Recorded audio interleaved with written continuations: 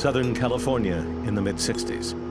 A murder scene etched in black and white and captured on 16mm film by a news crew. The victim is a young mother named Cheryl Burnett, found raped and strangled inside her apartment by a neighbor. Cheryl was on the bed. I took her pulse. There was no pulse. She was very cold, and I knew she was dead. Jerry Earp is lead detective at the scene and one of the first to view the body. I observed her body lying on the bed. Her face was covered with a black silk slip. She was nude, and quite obviously the cord from the drapery used as a garrote was entwined around her throat. From a forensic standpoint, 1965 is worlds away from CSI. There's no DNA to process, no laser lights available to search for evidence. Detectives remove the body, dust the scene for prints, and begin their investigation by learning all they can about the victim. Louis and Lola Mercer have been married for 28 years. They've just moved into a new apartment complex at 538 Chambers Street. On their 5th night in the new home, a man climbs through an open window and attacks the couple in their bedroom. When police arrive on the scene, Louis Mercer is dead and Lola is barely alive.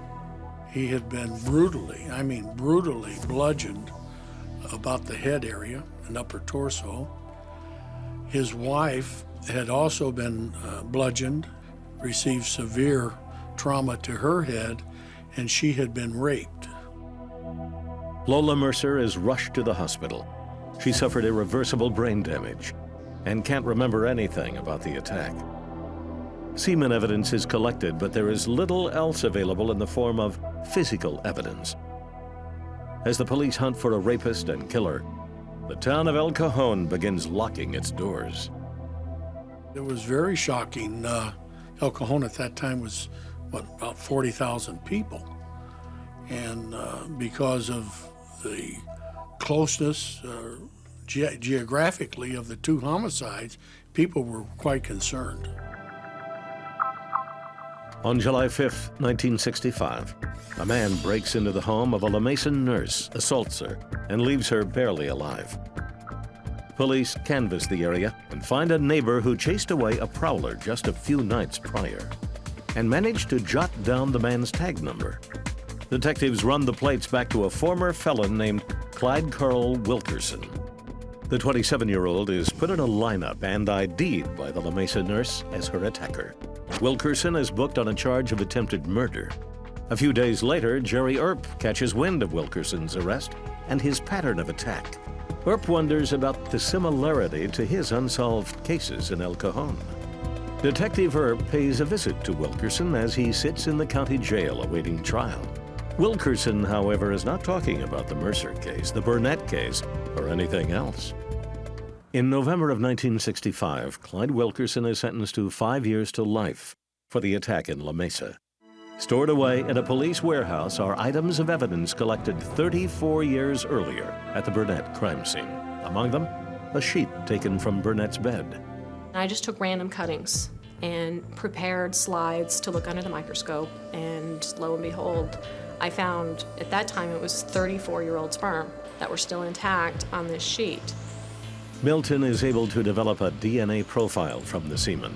Cold case detectives believe that profile to be the genetic signature of the man who raped and killed Cheryl Burnett. Woodell begins to compare notes with Detective Robert Anderson, who is working the Mercer case. He and I were just a couple offices apart at the time, and so I was talking to him about my case, and he was talking to me about his case. There was some similarities, and there was some mention in both cases that referred to the other one. So we were going back and forth, and the one commonality that was in both of the case files was Clyde Wilkerson. Clyde Wilkerson broke into a home and assaulted a woman just a few weeks after the Burnett and Mercer killings. Along with Father Lauerman, Wilkerson was considered a hot suspect in 1965. Wilkerson now takes center stage. What Anderson finds is a criminal record spanning nearly 50 years and a vast portfolio of violent crime, with an emphasis on armed robbery and rape. Cold case detectives decide they need to track down Clyde Wilkerson, and more importantly, get a sample of his DNA. Continental Express is a long-range trucking company based out of Little Rock, Arkansas. From 1996 to 2000, Clyde Wilkerson worked for Continental as a driver. Cold case detectives ask if Continental might have saved any of its employee records.